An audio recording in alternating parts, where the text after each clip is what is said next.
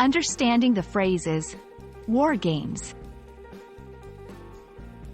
Hello dear learners. Today, we're diving into a fascinating English phrase that has both literal and figurative meanings. War games.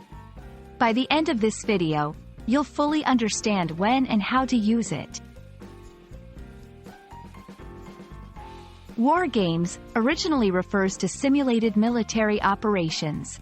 These are exercises conducted by the military to practice their strategies without actual combat. Think of them as rehearsals for potential real-life battles. Nations use war games to 1. Test their defense strategies. 2. Train their soldiers. 3. Evaluate their military equipment. It's like a mock test before the real exam, but in this case, it's for potential wars.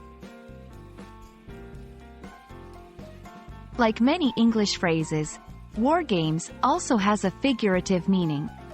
It can be used to describe situations outside of the military context where people engage in competitive strategies or maneuvers, often without actual harm or real stakes. For example, corporate companies might engage in war games to predict their competitors' next moves.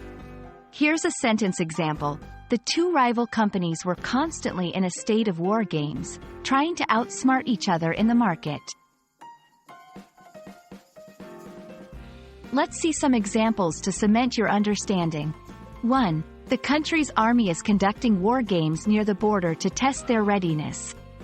2. Business schools often use war games in their curriculum to simulate market competition among students.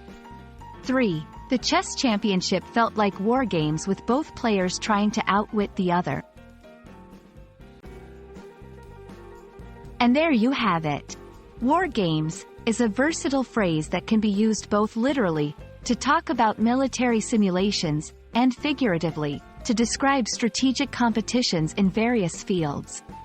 We hope this video illuminated the meanings and usage of war games for you. Keep learning and stay curious. See you in the next video.